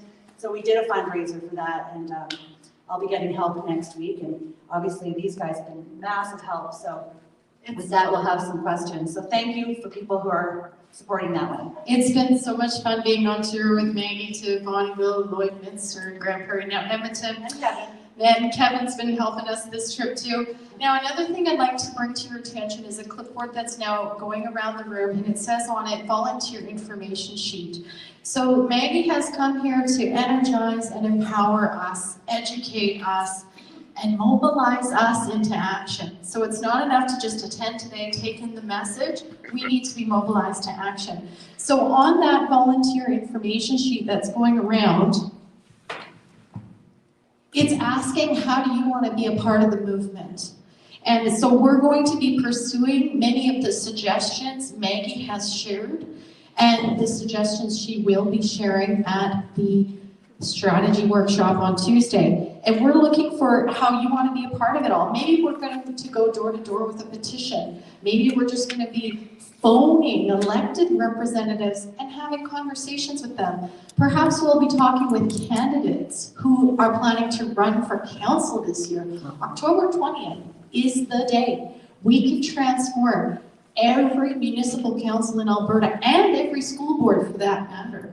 So you want to be part of the local team. And so what we have is the volunteer information sheet. And so this sheet is for the Alberta Conservative Association. And so I'd encourage you to fill this out. If you're online, you can fill out a similar sheet at www.tinyurl.com/teamconservatize. That's www.tinyurl.com/teamconservatize. For those who are here in person, I encourage you to fill this out. So this board is going around. Once you've got your sheet filled out, just put it at the bottom, and my helper Kim will collect it shortly. So anybody who needs one, I've got one extra clipboard right here. Now, another thing I'd like to let you know about, I let you know earlier, it's called Conservatizing Municipal Councils and School Boards. So Maggie Braun is going to be a guest presenter at this event. It's online, and the registration for that is www.tinyurl.com/conservatizing. So register today to be a part of this event. We have other guest presenters coming as well. At these monthly meetings, we share strategies, such as the strategies like Maggie presents, strategies for influencing local policymakers, but we also share strategies for replacing them. And that's, of course, a key this year. This is an election year in Alberta. So don't miss these monthly meetings. They're very important. Now, Mandy's been talking about empowering people more. So, for example, there are some people that are really intimidated by going and speaking at town council or city council, their municipal council.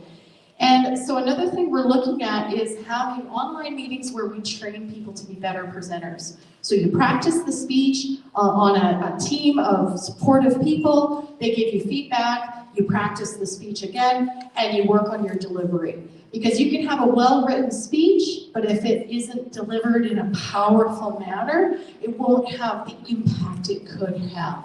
So we're talking about doing monthly meetings where we empower people, and you had a suggestion for some people we should bring in on those meetings. Who do you suggest? Oh, Joel Sussman and Laura Chambers. I think we should get them, and they've just nailed their presentations. And anyone who's been doing the presentations already, who has some experience with it, so that they can share. So we have Shelley here, Montershed. She did an amazing presentation here in Edmonton, you know, a bit of back and forth. You got that information and you went for it and made the evening news, made a difference, right? And we were thinking of calling it, instead of, we might call it Kickmasters. So instead of Toastmasters, we're gonna call it Kickmasters, okay? Because it goes with the Kiclei initiative. So something else I'm exploring is hosting meetings, monthly meetings on this topic, parliamentary procedure. So there's going to come a day where you're elected, or your candidate is elected, and they're now sitting in chambers, hopefully ready to make decisions. But some of these people, they've actually never had any experience sitting in chamber or serving on any council. So they need to be equipped with the knowledge and tools they need. There are a whole bunch of formalities when it comes to the way meetings are run. You can't just put your hand up and speak. That's not the way it's done. There's a lot of formalities. And so parliamentary procedure is going to be an online event that you can register for, you can learn about it, and then teach others. Because as much as I'd love to just go in every room I head into and share my opinion, that's not how it works. We have to know the formalities of these meetings and events, how to respect those formalities, and how to use them to our advantage. Because there are ways. So you will find at some meetings that maybe someone in administration shuts you down. Well, what do you say or how do you say it so you can still have your say? So we want to equip you with those tools. Now, another thing to consider is running for office, supporting good candidates running for office. So in my case, I trotted down to my local town office in Westlock, and I requested this, and they equipped me with a candidate's information package. Now, the rules for running in small town Westlock might be slightly different than a city like Edmonton. The rules in different municipalities can be a bit different, although to an extent they are standardized because of the Municipal Governance Act of Alberta. So technically, you could trot down to your municipal office, whether it's in Edmonton or wherever it is, and you can request this package. And you can find out, well, what if I want to be a candidate? What if I want to run October 20th? Or what if I know someone who should run, but I'm going to go and get informed of the rules of running for office, and I'm going to help this person. I know they should run, I know they could win, I know they got good values, but maybe they've never run before, so I'm going to be their #1 helper. So you run down and you get this info, and then you equip them with info. This is something we need to do, is when we have elected representative candidates, and once they're elected, we need to support them, and not just during the campaign, but even after they're elected. Maggie has made that message clear, that they need our support. Sometimes it might be something as simple as, hey, thank you for speaking to that important issue during council today. It might be a simple message like that. Thank you for speaking up for me. Even if the vote didn't go your way, if you had an elected representative even sort of stick their neck out for you or for a cause you believe in, you make sure you express appreciation for that, because your expressions of appreciation are going to stand out. They are well accustomed to getting complaints. They get lots of complaints about everything.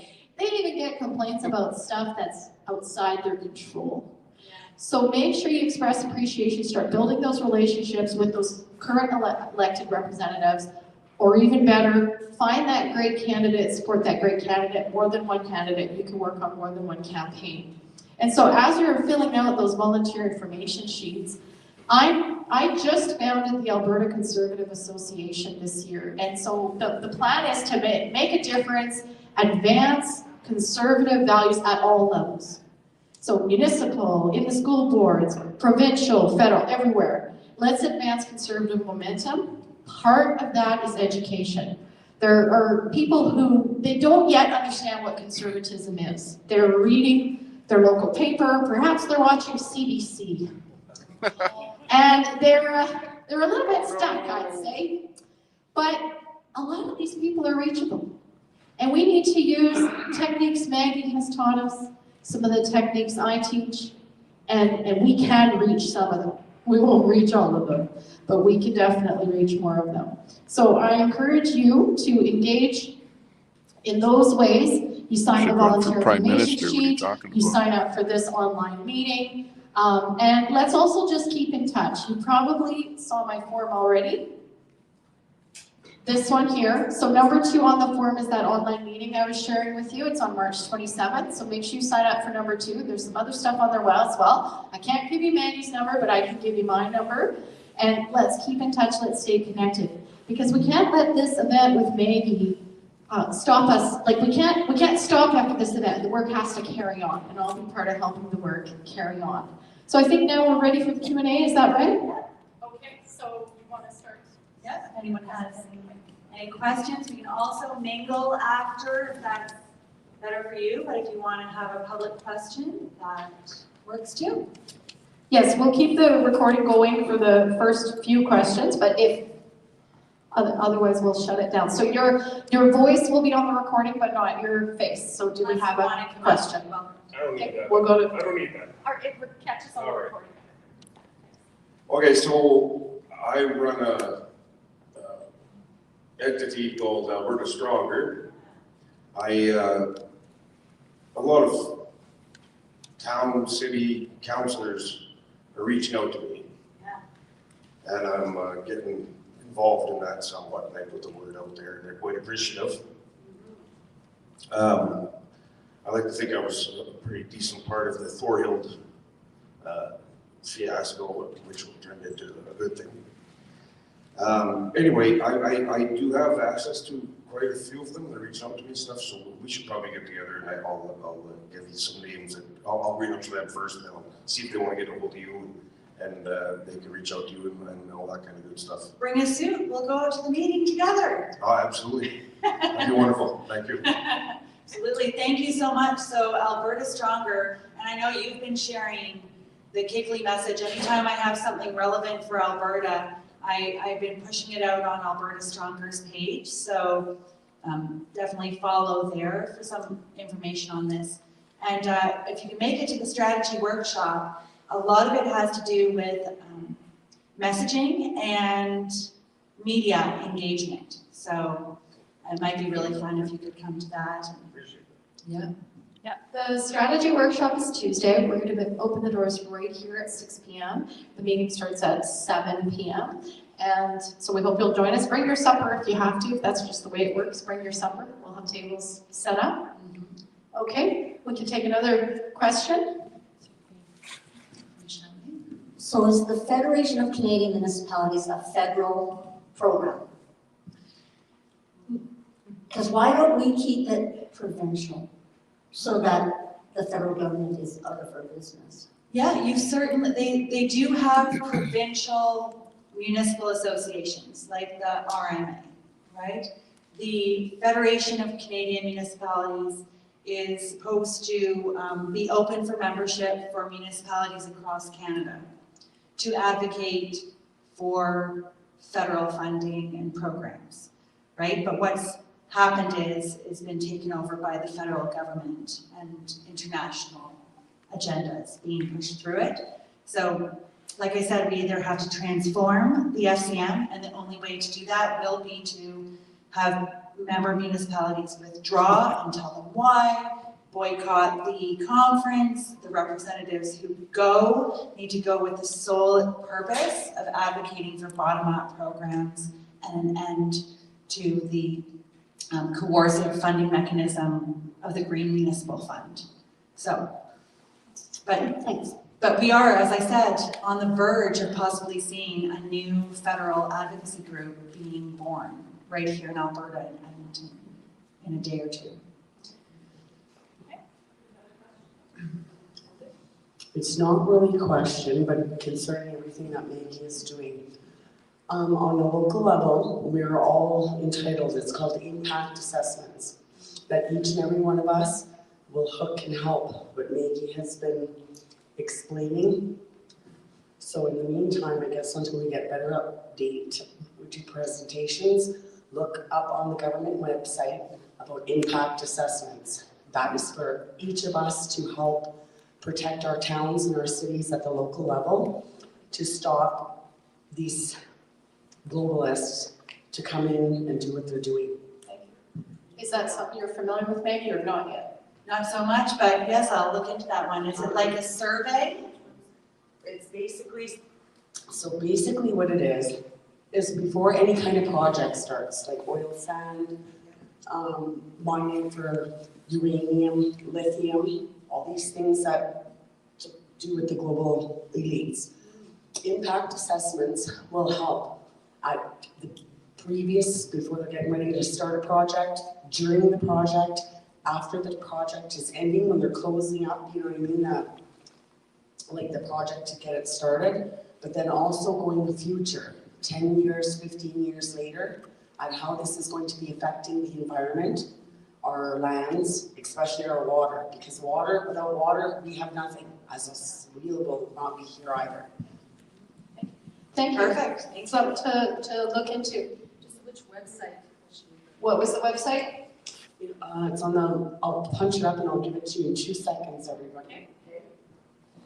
Hi Maggie, just a question with the way that all these different things are coming through the green energy part of it. We're going to be affected with AI data centers. So that's going to be impacting, land that they're coming in and saying, well, okay, this is the first time that we're going to be building this big of a center.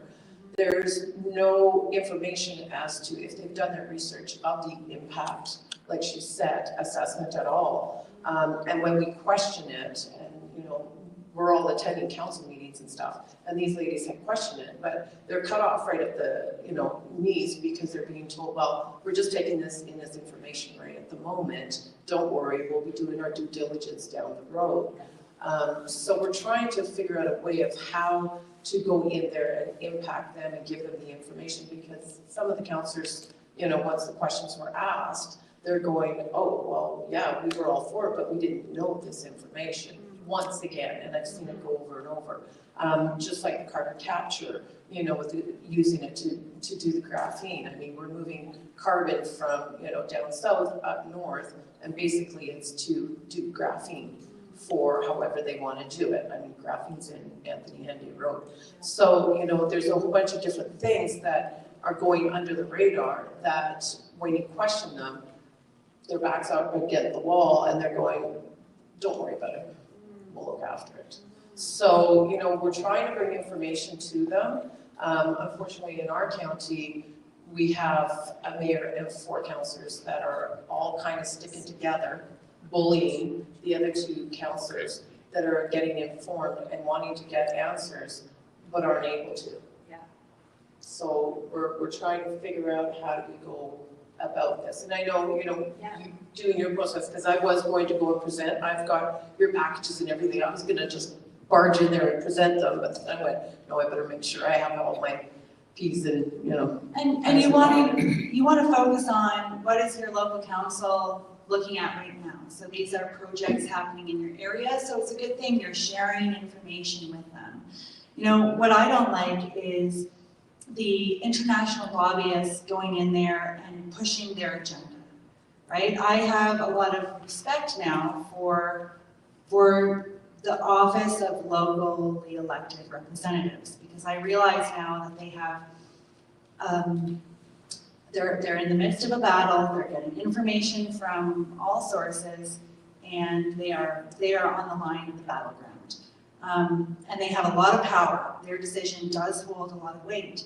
So I think with each area that we're looking in, whatever the issue is that the council has coming down the pipe, that we do our best to present our information, bring it forward. Our goal is to create allies on the council. So at the end of the day, we can't make them do what we want them to do, but we can slowly influence them to do what's right. So some of these projects, I think we would do well to sit down with our councillors more privately and discuss, the data center, the data storage and stuff. What is it, right? Because a lot of people just don't even know what it is. So that's a good place to start. Let's get on the same page. What is this? My grandmother, my mom said, who said it? No, my brother-in-law. Our generation isn't going to leave behind a house with a whole bunch of stuff in it and a barn full of clutter. Our generation is going to leave behind a massive digital footprint. All of our memes, all of everything we're storing, that we are participating in this, has to be stored somewhere, and that's kind of what the data storage, as far as I can tell, and I haven't looked fully into it. I know it can be used and likely used for a lot more, but this is the result of our new world when it comes to technology, right? The data is stored somewhere. So I'm just getting into that, but I would recommend meeting with the councillors and talking to them about it and I hope that helps, but. Thank you. The other concern too that I've found over the years that I've been involved with different councils and all that kind of stuff is, and Chestermere was one of the ones that also mentioned it, is the CAO. When you only have one CAO, they are the block between the mayor and the administration, council and administration. They're not allowed to do anything without going through that CAO. So once the CAO is in charge of making sure that agenda gets pushed through, they're not allowed any access to the information, the mayor and councillors. So, you know, when you were saying that getting to know your councillors, a lot of times, and I've witnessed this because I ran for council once, is that the councillors don't have a clue what's going on. You know, this ICLEI is kind of like a format that they've just been handed, put in the answers into the form and then print it off. And so there's no discussion, there's no research or anything. Admin brings it to mayor, council, and says, oh yeah, we've done all our due diligence, we've done the research, it's all printed out, here you go. These guys are going, well, you know, we go through how many different programs and information every day, we don't have time to go through it all. Sure, we'll just sign it. Until the people, and that's what I've been screaming about as well, is people showing up at council. And I've been screaming at my council to have a council meeting in the evening because they know people are just trying to make ends meet right now. So, you know, they can't show up during the day, they're working. And so it's mostly us, you know, retired people that are showing up to these council meetings, holding them accountable. But in our county, we have a very big county and it's only a few people showing up to council meetings. So the councillors have even said to me, well, we don't have anybody looking back at us. So we don't really have to answer to anybody because there's nobody there. We think you guys are okay with this. Right. You know, so we're just going along with it until they speak out. It really changes the whole dynamic of the room and the conversation when people are sitting in the room listening. Of course it will, right? No, some really good comments. Thank you for sharing. First, I want to say I appreciate everything you've done, and thank you. But going, you know, extrapolating on what that lady just said, I mean, there are things you can do, like what you mentioned, that 10% plebiscite thing. I mean, you could force a motion, you could force one of the councillors to make a motion, get it seconded, blah, blah, blah. But I wanted to touch upon something you said earlier regarding speaking to council.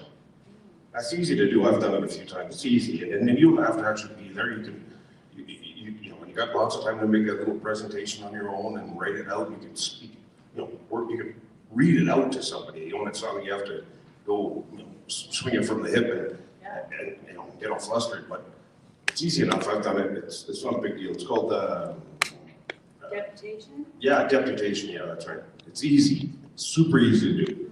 And I would encourage everybody to do that. That's all I got. We all have our concerns, and we all have a unique life experience. So all of our voices really make a difference, right? Each one of you comes from your own personal background and the power of our voice, right? When we actually open up that throat chakra and we speak our truth and we say it from the heart, we do our best to present the information from our authentic selves, it will change and influence the decision maker's perspective on things, and they'll make adjustments. Like we did in Durham and Peterborough County. If I didn't show up that day, and if the town didn't come with me, those councillors might not have had the courage to echo what we said. They echoed it. I spoke it, they echoed it. The next day, that the mayor and the deputy mayor from that township had to go to the county level to have this conversation about passing the official plan. And when they brought forward that they had passed a motion and they want more public consultation and they weren't happy with the mapping and the growth, all of a sudden, the other mayors and deputy mayors from all the other townships finally felt like they could say something. So sometimes it just takes one person who's afraid to say it but knows it needs to be said to go and stand there for 5 minutes and speak on behalf of the people And all of a sudden it creates this echo out, right, across the nation, so, or across the county. So very important that we just overcome our fear, get on the agenda, and go for it. Okay, just a couple of comments. Tommy Temper here. If you've been following Edmonton City Council, which of course we're in Edmonton here right now, it's quite left-wing, quite progressive, all of the people that are in council. And if you ever watch any of the council meetings, it is just completely loaded with activists that are pushing the globalist agenda. Edmonton is coming up with things like they've now got, they want to put in 1 lane on Jasper Avenue, the main road, 1 lane, you know, on a bunch of roads all over Edmonton to cut down on the number of cars. They hate cars. They've got the globalist crosswalks that they put in now. I don't know if you're familiar with those. It's the one where all the cars stop and the pedestrians go scramble, right? It's known as the scramble crosswalk. It impedes traffic is what it does. Of course, you know, supposedly makes it safer for pedestrians. There's all kind of things like that that have already been incorporated. You know, you've heard of the 15-minute city. Of course, any new designs in the city are going to be looking at that. They don't want people to have cars at Edmonton. They want rapid transit. We're spending billions and billions of dollars on these rapid transit systems, which of course are losing money. The taxpayers are paying for that. We're in a really tough shape. Somebody has to do something about the globalism in Edmonton. It has gone to the point where it's berserk. Yes. You know, and maybe it starts with, and I know you guys have been doing things here to push back on it, but you know, even after today's presentation, the council needs to get communication about the fact that there's been a meeting, that we're organizing in this area, that their information is being shared with our communities, that we have, you know, 10,000 views on various platforms here. They need to be made aware that this message is getting out there, and they need to listen at some point to what we have to say, because they are spending way too much money in the city, and they're creating a serious traffic problem. They're not solving problems by what they're doing with the transportation and active bike lanes and everything. So the council here, they're going to be going into municipal elections soon. But what we want to do is bring this information to the current council. We want to bring this information to people who are looking at getting elected. We want to make sure that the messaging going into the next election does something to address this, and that this becomes a platform issue, right? If the people here are voting left, if they're voting NDP, if this is their natural, you know, leanings, why wouldn't they want their funds to be directed to local environmental stewardship and away from the net zero, data-intensive, high-cost mandates?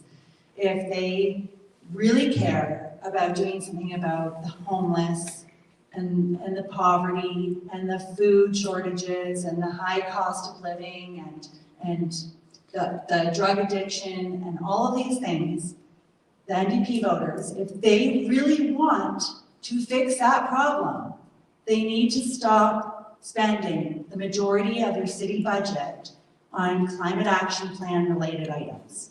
They need to stop. Like I said, the return on investment, environmentally speaking, is beyond zero in a country that is a massive carbon sink. Edmonton, I just drove all around Edmonton, from one side of the province to the other. It's nothing but forests and farmlands, right? And of course you have the resource sector here, which helps to keep our cars on the road and our houses warm and drive Canada's economy. So, so this is the kind of messaging we need to get out there, to pull all Canada together. And before maybe we go to our more informal question session, I wanted to share an article that Joan brought today. She's been following this work for some time, and she said, you know, it was this article, and she printed it off, and she she brought it to me and she wanted me to sign it. And sometimes I write so much I forget where the inspiration for all of this came from. So this little article, it says, realistic goals and the groundwork to get there. After 3 years, I've learned that there is no immediate political solution, no electoral victories or system reforms that will be accomplished without winning the hearts of the Canadian people. This is who we need to get on side with. Each and every one of us, the left, the NDP, the Liberal, the Conservative, all of us, pulling together, right? Electoral and system reform efforts have instead succeeded in the development of a vast network of concerned Canadians and the formation of partnerships between like-minded individuals, groups, and organizations. The time has come to focus, grab the rope, and pull together. This is a glimpse of what I call groundwork, the administrative and organizational tasks required to oppose global tyranny in a positive, non-confrontational way, restore our institutions, and protect our cherished Canadian way of life. Establishing a clear mission and honor code, forming national expert committees, forming official local councils on local issues, publishing local, provincial, and national newsletters and press releases, promoting positive, solution-focused public awareness campaigns, holding and attending rallies with clear messaging, good optics, and communications with law enforcement, networking at events, collecting contacts, and administrating those contact lists, endorsing like-minded groups and individuals and initiatives instead of creating division and saying, you know, gotta stop that. Leading local town halls and information presentations focused on key issues, performing community service projects. Very important. We need to be active in our community, stepping up as leaders, filling the gap right now because our community needs local leaders doing community service. Attending council meetings and doing professional delegations with reasonable recommendations while respecting the code of conduct of our council chambers. Gaining public support for our recommendations to elected representatives and celebrating every small and mighty achievement as we work to preserve our nation's sovereignty, institutions, rights, and our local environment. So that was the beginning of Gather 2030, the initial newsletter, right? And it transformed into the Kiclei initiative now as well. But there's a whole bunch of groundwork. And I always said, we're not going to get these massive electoral wins or system reforms until we get organized at the grassroots level all across this country. And what is it? It's a bunch of administrative, organizational tasks. It's a set of checklists. Are we running a rally? Are we putting on a town hall? There's a checklist for an effective event. Are we doing delegations? Are we communicating with council? We send the report. We communicate it to council. We get on the agenda. We do our petition. We follow up after we do our press release. There's a checklist. There's rules to the game, right? So it's these civic engagement strategies that if we want to win, we got to learn how to play the game. So thank you for your question. And with that, I'm going to thank everyone who's watching online. We're going to mix and mingle here a little bit and maybe get a picture of our group. That would be lovely. And thank you very much. I do have an announcement or two before we end the online. So if you can spin your cameras over here to focus on this sign. This sign is promoting at Kiclei.ca/Alberta. That's where you go to register for the strategic workshop on Tuesday. It's March 18th, 6 p.m. The doors open right here at Baldwin Lee Community Hall. 7 p.m. is the workshop, and the workshop fee is $50. If you have been intrigued by Maggie's messaging today and you're ready to go and take it steps further, then I encourage you to register for this workshop. We usually stop the capacity of the workshop at 30 people, but if we do get demand of more than 30, we may be able to accommodate that. So I encourage you to register for Tuesday's workshop. And Maggie, do you just want to give us a hint of one of the things you'll be presenting at that workshop? You know what I really want to leave you with, because there's a lot that we can cover when it comes to Edmonton and how we uproot the global agenda here, but what I first want to be able to leave everyone with when we do this is when you see something in the paper or on the local agenda, I know all of you are very smart people. You have an opinion about what is on that agenda. You can read between the lines.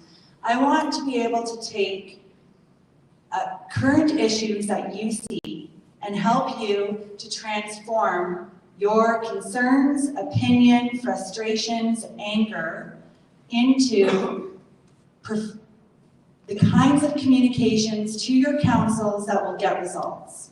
So you see something new coming down the pipe, and I want you to be able, at the end of this day, to get the tools that you need to turn that into so many different forms of communication, to get some action out of your councils, and to share with you the strategies that I'm using that are working. So, thank you. Yeah. One last question from the chat. Yeah. You think Canada should become the 51st state? I've been so hyper-focused on this stuff, and when this started, I thought to myself, Maggie, ICLEI's across the border too. They have this problem down there, so I'm gonna let everyone else figure that out, and I'm gonna focus on getting ICLEI out of our councils, because they have the same problem south of the border, so we'll go from there, and we'll all just meet in the middle. We'll figure it out as we go here. Before we shut down our social media broadcasters, I just want to give them each a moment, if they wish, to share where you can find this recording on social media. So for example, my page, Benita Peterson, has this recording. Actually, it's on Maggie's page as well. Can you mention your page? Maggie Braun on Facebook. It's also Kiclei Canada. I'll be sharing it there. We have a group on Facebook, so Kiclei Canada. And the Freedom News. Anyway, there's another one there. I think I shared it there too. Perfect. I got to play with your phone. Yeah. So do you want to just share? I got Alberta Stronger on Facebook, X, Instagram, something else. LinkedIn, I think. There's a few out there anyway. Alberta Stronger. Alberta Stronger. Hey, I'm all for that. Alberta Stronger. I love the sound of that. Okay. Would you like to share? We're broadcasting here live, and you now get to do a commercial promoting on other broadcasts. Yeah. Okay, yeah, I'm on the Tommy Temper Show on Facebook, on X, and on other media. And we also do sharing over to my Facebook groups, which is Edmonton Exposed, Alberta News Now, Calgary Exposed, Vancouver Exposed, Toronto Exposed, and Canadian News Now. Oh, thank you. Tommy Temper on Facebook. As long as you find him, you can find those other pages. And we also have Rose Clark sharing and broadcasting as well. How about a round of applause for all those broadcasters? Thank you. And welcome to get the message out. So at this time, we're going to shut it all down, and we're going to have a slightly more relaxed conversation. Thanks again to everybody for tuning in. Please share out these broadcasts. When you go home, you find the broadcasts, you share them out. Let's have a round of applause for everyone watching online as well. Woo! Good job.